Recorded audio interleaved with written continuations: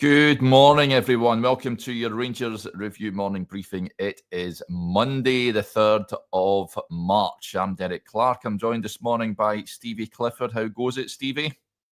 Yeah, good, mate. Thanks. Hope everybody else is well this Monday morning. Yeah, well, apart from Rangers doing what they've been doing, ruining pretty much everyone's weekend that follows them, then apart from that, yeah, we're hunky-dory, but we'll dive into it shortly. As you can see, if you're watching us on Instagram, Facebook, or YouTube, you can see we have a sponsor for the show. So a quick word for S1 Jobs. It's brought to you by S1 Jobs, the Rangers Review. If it's time to hand in your transfer request, then head over to s1jobs.com and upload your CV today. With thousands of jobs across Glasgow, Edinburgh, and the surrounding area, you'll find the one at S1 Jobs. Start your search today. So there you go, folks. If you're looking for a job, then these are the guys to call. Right, let's dive right in. You were there at Ibrox on Saturday, Stevie. Dreadful. I think that the sad fact about it is it's not come as a surprise, really. We're all hoping that Barry Ferguson would get his second win as Rangers manager, but it was a bit of a damp squib. Rangers utterly dreadful in that first half once again. It changes at half-time. They had a go in the second half. Dessers got a goal back, had a goal disallowed for offside, and that was pretty much it. They huffed and puffed, but Motherwell held on to win by 2-1. Yet another defeat. That's a third in succession at Ibrox. Totally dreadful. I was covering the Bolton Wrexham game earlier on in the day. Got home to watch the second half. And if that was anything to go by, how bad must the first half have been? It was dreadful, Stevie. And I think that the feeling amongst the majority is this takeover can't come soon enough. Yeah, I was just wondering if S1 Jobs could get me a new job for the next 3 months so I don't have to talk about this until this takeover hopefully happens. Mate, my word. Just when you think they can't get any worse, they just go, hold my beer and take it to a new level. A lot of concerning things. When they're talking about Barry Ferguson mentioned in his presser that the players weren't doing what they were told. They weren't doing what they were asked. And then when Leon Balogun said in his presser as well that there's nobody's taking accountability for what they're doing in the game as well, which obviously I then followed up with questions to it as well. There was a lot of really troubling things. Have the players checked out? I think they checked out under Clement weeks and weeks ago. Something we discussed on here that it was pretty obvious they had, but reversing that trend now might be really difficult. I thought they were dreadful on Saturday again. The irony isn't lost on me, Derek, that we've sat here all year saying if they can just fix the away form, and then they do get 3 wins away from home, and then the other side of the coin is they've just got 3 defeats at home. So listen, I think the real crux of it is that. And I agree with that. I agree with that comment, actually. We are lucky that second, maybe not secured, because this team is capable of absolute nonsense. So I would never take anything for granted. But the truth is that we're going to limp home. It's going to get worse, Derek, before it gets remotely anywhere close to being better. The next 3 or 4 games could be really, really, really painful, unfortunately, for all of us. And I just don't see where this group can fix it. Barry says, he's waiting on injuries and stuff. I hope they make a difference. Yeah. I really do. Suter, Sterling, Balogun, they need to come back and stay fit. That's the biggest thing. We've seen them come back before and then they're out for 3-4 weeks again. So, but I think none of it really surprises me when you talk about what we need in the summer. What we need in the summer is another massive, massive rebuild, revamp, whatever you want to call it. And, it needs a shift away from what we've been looking at. We need pace, we need power, we need physicality. Teams are just bullying us out the way now, and it's becoming embarrassing. Becoming really tedious, yeah. So, I mean, I don't know what else to say. Saturday was absolutely miserable. miserable performance. He got a wee kick out of them, as I've said, but it's nowhere near good enough. We are not a good footballing side, and they are being coached into the ground. You can't expect Barry to come in and have 2 hours with him on the pitch and make a massive difference. It's not possible, because what they've been coached to before that has led them to where we are now. Otherwise, Philip Clement would still be in a job, but he's not. So, mate, I don't really know what else to say. Like, generally, I don't know what else to say. It's scunnered, I think, is the word, Stevie. I think everyone's just scunnered. I think we've all been scunnered for quite a while, Derek. If it wasn't for the only thing that's stopping this being protests at the front door is the fact that a takeover is being discussed at this very moment, and all of us, and I think this is the truth, because I can judge by what people are saying to me. I think all of us are just waiting and praying on this takeover happening. Just thinking, imagine that wasn't burning away in the background. It really, really bleak, that's for sure. But the sooner that can materialise and happen, the better. Just a reminder, folks, bit of admin. If you want to get your comments in, remember you have to be a subscriber to the channel. It is totally free.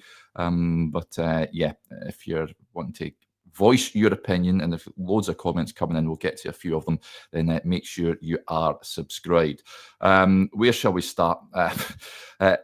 Fenerbahce will take care of itself, Stevie. We'll talk about that in a wee while. But in terms of the domestic action, Scott with a point, and sort of I tend to agree with him. He says, get the young lads in. They will have more desire. Neil with a point just off the back of that. He says, nobody can tell me that Robbie Fraser and Leon King aren't better than Jeffrey and Proper. Leon King, of course, has gone out on loan to Queen's Park. So think about Robbie Fraser over the weekend. I think I would rather have him at left back than what's been served up at the moment. Jeffrey is so far off what we've seen from him at the sort of start of the season. Stevie and Ridvan. Ridvan is Ridvan. I think I would rather have Robbie than those two options at this moment in time. But the point about playing the young lads, there's no reason, is there, to be playing guys that are going to be heading out the door in the summer at this point? Well, that's my one gripe about Barry at the weekend is that, he talked about it himself. He's seen them this season, Derek. He's seen every single game they played in. So I would rather see what one of the youngsters can do instead of watching Tom Lawrence come on and not be able to find a pass again for 20 minutes. So, look, Tom Lawrence has done at this football club. There's an argument to say that Yanis Hadji's done at this football club. So, why are we persisting with guys that aren't producing? And I think that's the biggest thing. It's not just it doesn't really matter who it is, but there's too many of them not producing. So why are we not chucking in a kid or mixing it up a wee bit? And that's the only criticism that I have of Barry, that he's trying things that have already been tried and are never really going to get fixed. So that's something for him to figure out. But the next couple of games, he would probably say to me, Stevie, the next 2 games are Fenerbahce and then Celtic away. How am I supposed to put Finlay Curtis in these games? And he's maybe right, but it's not a good sign for your recruitment of Niels Koppen and stuff when Rafael Fernandez is completely out the picture. And it's not really a good indictment of that. So, look, I think that we need a root and branch to look at everything, and obviously that's what they're doing right now. But there needs to be some drastic changes throughout the football club, and that not only starts with what's on the pitch, Derek, but also, who's making these signings and things like that, because we need a complete sea change of kind of this football club and how we're run, and it goes to recruitment and all sorts. So this is, everybody knows why we're here. We have moaned about it, or we say we, Derek, that's unfair because I've moaned about it for the best part of the last couple of years of where we're heading and what's going to happen with wages and everything else. And I just think now that we're at a point where it needs an urgent revamp, and hopefully this takeover will do it, but it still needs strategic people put in the right places to make those decisions. We're going to need a really strong manager. We're going to need, a complete fixing of mentality. I do not want another manager that might come in and then just suddenly we're back to watching 4-2-3-1. It's just, I can't keep watching things that don't work. Yeah. And, it needs a complete revamp, a complete refiguration of where we're going and stuff like that. And that's the only thing I would say for Barry in terms of the youngsters and that question. Would I much rather see Finlay Curtis or Bailey Rice than watch Tom Lawrence or Yanis Hadji, who we think maybe is leaving or whatever? Yanis is maybe slightly harsher because he's been in decent form over Christmas, New Year, but has dipped again. But I think there's ones that just aren't that aren't really going to ever figure, like Tom Lawrence. I don't want to single him out. That's not why I'm trying to say these things. But I would rather see Finlay Curtis and see him when we know that he's not staying and we know what he can give. Yeah. So it's just a difficult one, Derek, because it's all. Look, I think Barry, in many ways, is. It was said to me, it was said to Joshua and I show that it's like rearranging the deck chairs on the Titanic. Like, it doesn't really matter what you do and how you do it. Barry's just got to try and get something, isn't he? So it's nearly impossible. Yes. What the thing about Chipper Rooney says on Ridvan, can't blame Ridvan. He's getting played out of position, put him at left back. I'd put him at left back on Thursday night. I think he'll be desperate to play against Fenerbahce, given his background. I'd be playing him at left back. Stevie, Jefte is too much of a liability defensively for me against what will be opposition that Rangers haven't come up against this calibre of opposition since, God, when Celtic game probably. Yeah, I would think so, but it's going to be similar to Olympiacos away, isn't it? So I think that's where we are in terms of stature and the atmosphere and things like that. Look, I think Ridvan is substandard. I'll say that, and he's capable, but his form recently has been another one that's been. Well, it's almost Jefte, Stevie at left back, isn't it? Unless you. Well, I was coming to that, and Jefte we've highlighted, Derek. I've been talking about Jefte for a while, being out of form. And the problem with Jefte is I think he's got 2 assists in something like 41 games. So it's not like you're advocating for him to stay in because, like, remember when Tav would make a blunder at right back, but he still had 20 goal involvements, well, you could just say, well, you can't take him out. Jefte's not offering you anything. He's a ball carrier, but he's switching off all the time at the back post. And the most concerning thing about Saturday and Jefte was that the boy Sparrow went in the right-hand side about 5 minutes before he actually scored, and he never woke up to it, and nobody told him or pointed out to it. Where's your goalkeeper and your centre halves and your midfielders telling him, look, you're too narrow, just broaden out a wee bit? He didn't do it, and 5 minutes later we paid the price because he's daydreaming. But he's cost us too many big goals lately. When you look at Old Trafford, you look at Saturday as well. He's just you look at even Queen's Park. If you look at Jefte's involvement in that, he's not strong enough. He's not winning these duels. So we spoke about last week in terms of these guys are playing maybe too many games, Derek, as well. He's played consistently, hasn't he? Yeah, he's played consistently too many games. So he's a kid at the end of the day. I mean, we seem to forget. He looks much older than what he is. I think it's the moustache, but he is only. Is he just turned 21? 21? I said this to you last week that I would be tempted just to go. I actually said it before Rugby Park, I think. I'd be tempted just to really shore it up as much as possible and try and stop the kind of goals that we're conceding. But look, you want the other brutal side of it is, even if they are making mistakes, which they are, if you take a shot like that on Saturday at Jack Butland, that first goal, then if Jackson made that mistake, my wee 7-year-old, in his games, he plays football and goals, Derek, if he done that, I would be speaking to him and saying to him, Jink, you done well enough and stuff like that, and he's 7. Butland is throwing them in now on a kind of bi-weekly basis, and that needs to stop as well. So there's too much mistakes from Jack. You look at Old Trafford as well, he punched one in his net. There's too much going on, and when Balogun talks about no accountability amongst his teammates and stuff like that, I followed up and asked him, does that mean that they just don't care?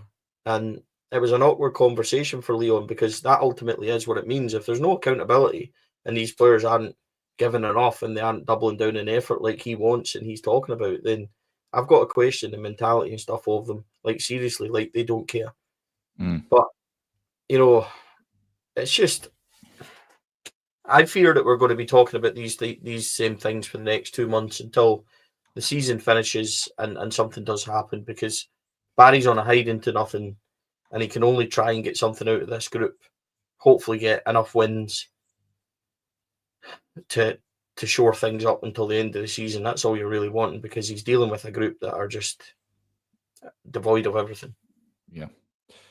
Just on the goalkeeper then, I've seen this before. I've said it before, but even when he signed for Rangers, I watched his good and bad times at Stoke City. Came back from an injury, and he was prone to throwing the odd goal in, and it became more frequent, and it was more of a mental thing more than anything else, and that is unfortunately what the Jack Butland version Rangers have at this moment in time, and it is a major problem heading into Thursday. I think, again, the management team have got a big call to make. Alan McGregor's there now. If you could get Alan McGregor registered as a player, I'd be all for that, because I don't have much confidence in Jack Butland at this moment in time. Stevie, the defence, I can't have much confidence in the goalkeeper when he's throwing them in like this on occasion, and it's becoming more and more frequent. Do you make a change in goal for Thursday? See, previously I would have said no. I would have been absolutely dead against this, Derek, and I would have said, look, no, Jack's not really the issue. He's not in good form and stuff like that. But that can only really continue for so long until you go, this is now beyond being an issue to being a major issue. Alan McGregor knows Liam Kelly really well, and I'd be surprised if he wasn't well aware of what he's capable of and stuff like that as well. And obviously the goalkeeping coach is going to have a big say in who's number one and stuff like that. I think the problem with putting Liam Kelly in is you can't put Liam Kelly in for 90 minutes. You can't put him in for Fenerbahce away, and then if he makes a mistake, go, well, you're coming out. Yeah. If you decide to put Liam Kelly in, Liam Kelly finishes the season, or you give him a run of 6 games. You know what I mean? You cannot put him in just to whip him out at the first opportunity as well. So this isn't an easy one for the management team just to come in and decide, but it's kind of symptomatic of everything. They've got problems in goal, they've got problems at left back. You may as well put 2 traffic cones at centre back on Saturday. The midfield still doesn't work. I've spoke about it for ages. Czerny's knackered. You can clearly see he's absolutely burst. The left-hand side doesn't exist anyway, and the only one that's playing well on this little period is Cyril Dessers, and his partner, Igaman, is burst as well. He's completely run on empty. Danilo's not fit. You've seen how rusty he was. I don't know why he passed on Saturday. It made me want to scream. And it's just, there's not one issue. That's the whole point. You can legitimately look at 11 positions on that pitch and go, yeah, we've got problems in every single area of that. So, I mean, what does Barry do? He can't make 10 changes before Fenerbahce, so he has to try and hope that the return of Suter, Balogun, Sterling, who I think will all play, these are question mark. What do you do with James Tavernier? Do you solid it up midfield and put Sterling in there? I think that might be a good idea. You know, I just don't know what to do. So it's a really difficult one, Derek.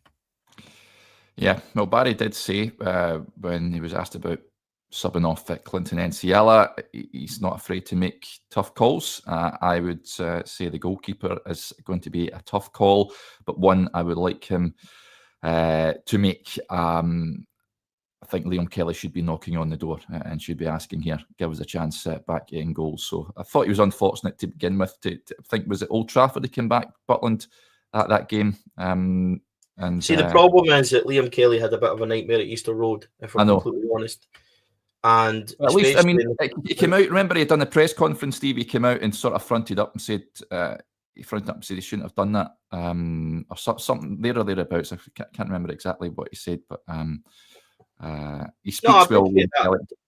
Look, I appreciate that as well. Yep, but I think it's put an air of doubt in everybody's mind whether or not he's got a clean slate behind his current management team or not. I'm not sure, but he was pretty horrendous for that game in Easter Road when players just and teams just fired in corners right on top of his head. So I think that might be the only thing that's perhaps the reason why he's certainly not had a chance before now. But as you said, it's risk and reward. Like, I mean, what do you do with Butland at the moment? He is actually chucking him in. That was ridiculous on Saturday.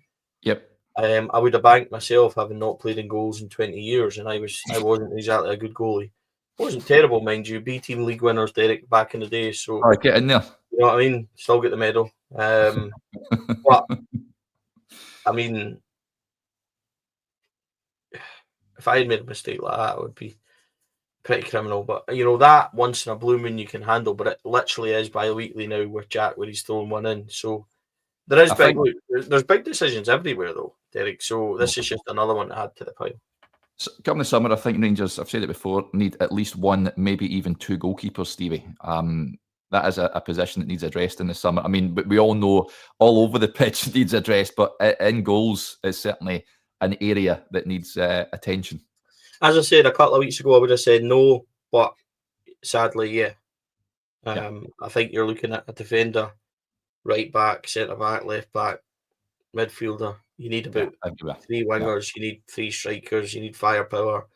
I mean, Derek, I just I make the joke to myself that every single time a performance comes and you watch Rangers, the American group chat goes, "We're going to need another 5 million, lads."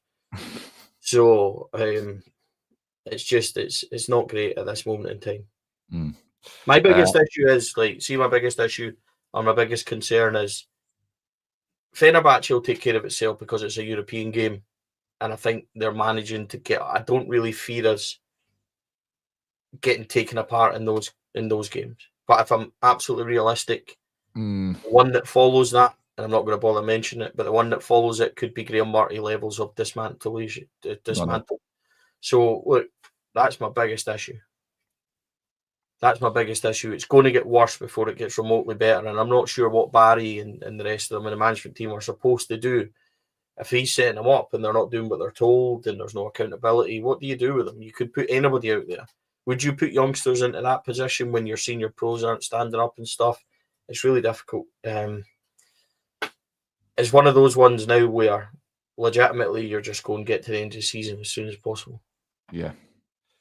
I've never known it to be as bleak so early in the season as well. I mean, there's so many games left. I mean, we've reached this point in seasons gone by where maybe there's a handful of games remaining, but not as many as this. There's a comment on Instagram. I'll bring up, where is it here? Alistair82 says that Kelly at his feet is the best in the league. So he wants Kelly to start on Thursday. Interesting point here, just on Europe. G. Calder, and there's a few others as well. He says, have the Rangers, have you ever considered that PC may have been a good manager managing a poor team? Chaparuni says club should have stuck with the manager until post-Europe. Well, I think sort of St Mirren put paid to that, Stevie. Queen's Park, of course, I thought he may have went after that, but the board decided to stick with Philip Clement. Of course, we had Patrick Stewart coming out. Tynecastle happened when Rangers were perhaps fortunate to come away with all 3 points. St Mirren was sort of the final nail in the coffin for the manager on that one. I can understand why Barry, Neil McCann, Billy Dodd, Sal McGregor were brought in to build a bit of a relationship back up between players, fan base, and what's going on the pitch. Do you think Rangers would have had a better chance going into these 2 games with Clement at the helm? You can't sort of bat a stick at his European record, really. But how do you feel on that one? Are you still sort of confident that Rangers can compete in these 2 matches with the current coaching staff? Well, I seriously don't know how to answer that, because if people were watching this team over the last year under Philippe Clement, where it's consistently poor, I don't understand how you can say that that's a justification for keeping him. He should have been gone 5-6 months ago, never mind anything else. If we're really serious, all we've done is wasted a season with him in charge, because he was never ever going to get it. He didn't get it. Queen's Park to him wasn't a big issue. You know, it was just things that happened, etc., etc. I just think that, and don't forget that he's coached and managed this team to where we are now, Derek, which is a team that has no strategy, no kind of system. They don't know where they play. They don't know their positions. They don't know their jobs on the pitch. I think that's quite obvious. Barry's not even got a kind of shell to play with. He's having to do it all and try and get the confidence back in these players and stuff like that. And don't forget the players, as Joshua talked about, he didn't say it outright, but he certainly hinted on it. If you don't like your manager and things like that, then it becomes a big issue. So, look, I think the argument for Philip Clement is extremely small, and it's only made because you get a result like Saturday. And the very truth of the result like Saturday is that it's manifested by what he's brought to the table the last year and put us in this position. So, no, absolutely not. Yeah. It's going to be intriguing on Thursday what's going to unfold and the following week as well. I'm right in thinking Rangers don't play over the weekend, is it after Fenerbahce, after the second leg? I'm not entirely sure. I know it's a Scottish Cup weekend coming up at some point. We don't play this weekend, and then we've got Fenerbahce. We've got Fenerbahce weekend off, Fenerbahce, Celtic away, and then we're 2 weeks until we've got Dundee away as well. So we've got a bit of time off coming up. Yeah, so plenty of time on the training pitch. You'd like to think that the coaching staff can try and implement some more of their ideas and sort what is leaking holes throughout the team. Alan with the point says, I don't even have Walter's option of parking the bus on Wednesday. The bus is wrecked. Yes, it'll be interesting to see what happens now. He did say, like Stevie after the game, that John Souttar is back available. I'd be thrusting him right back into the starting 11 for Thursday night. Leon Balogun, of course, came off the bench, as did Dujon Sterling. Actually, I had a weird dream the other night where I was watching Dujon and he was on for about 10 seconds and then went down holding his ankle. So hopefully that's not an omen. But dream or premonition. Yeah. Can you see Balogun Sterling coming back in, starting that game as well? I think they have to. Yeah. I think they have to. Look, Robin Proper is, I spoke about him, he just reminds me so much about Konteman in terms of his positioning and typical kind of Dutch defender and stuff like that. Why? I think Robin Proper will go in the summer. He'll go back to Holland, which I've spoken about for quite a while. John Souttar contract. Hopefully we'll hear about that soon. And then after that, Clinton, I really like Clinton. I thought he looked great and has just fallen off the cliff. So can you rely on him? I'm not sure you can. I just don't know. Balogun is your consistently best defender, but he's not fit and he's obviously in veteran stages now. We've got real issues. We need 1, 2 commanding. You certainly need a pacey centre back. You need serious money spent in there. That would help the whole spine of your team. That's what Gerrard done when he first came in. He got obviously McGregor, Katic, Goldson. He got Scotty Arfield. He had Morelos, and then he brought in Davies. Kamara came in, etc., etc., etc.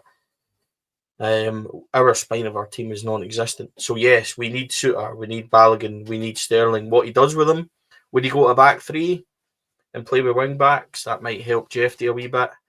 I think he has to do something like that, Stevie. He has to do something. He has to. I think I think now that he's got more people available and coming back, then I think that might be.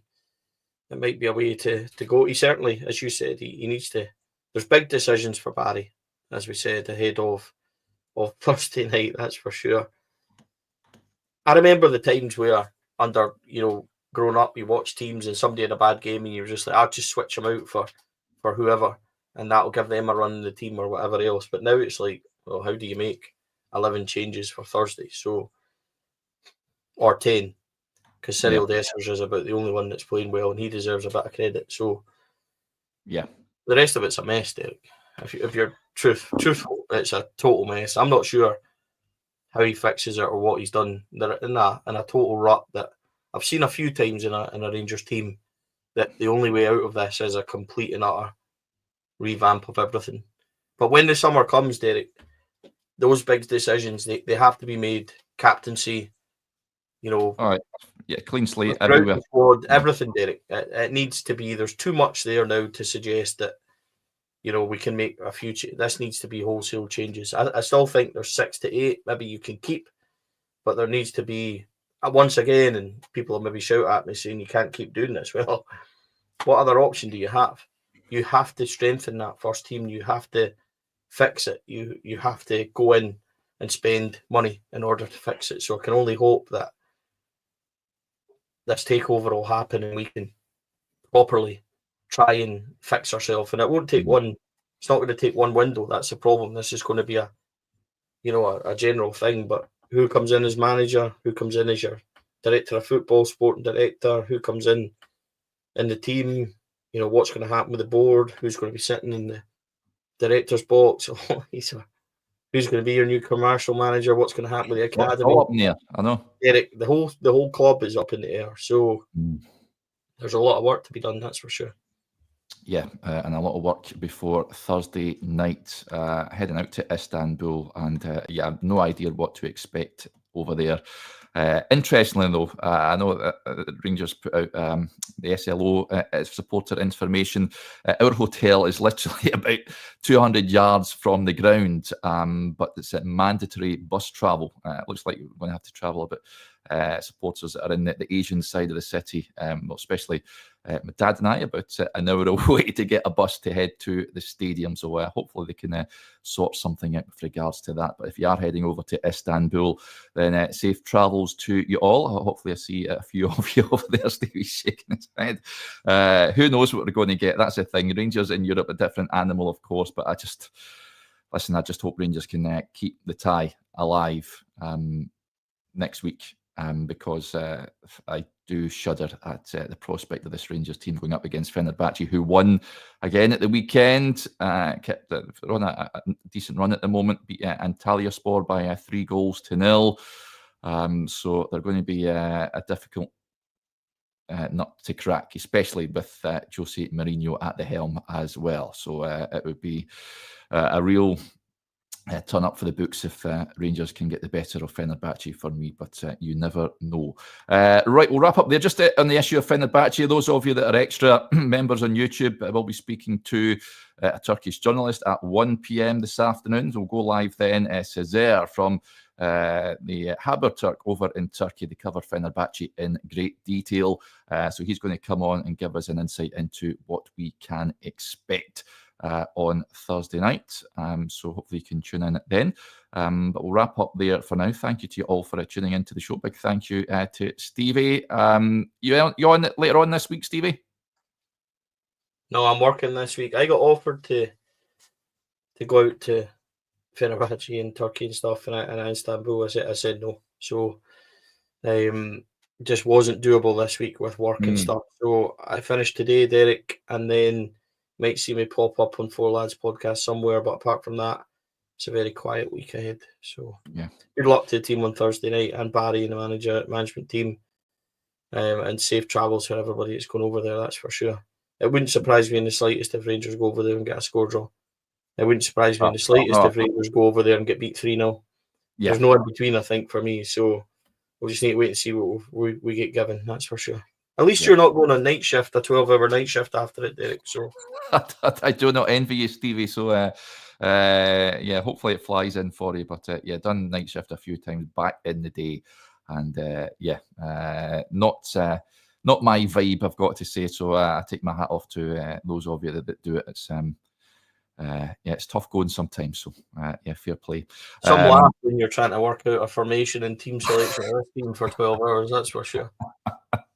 I bet it is. Right. Thank you as ever, folks. We'll speak to you later. And if I don't speak to you, then enjoy your Monday. Bye for now.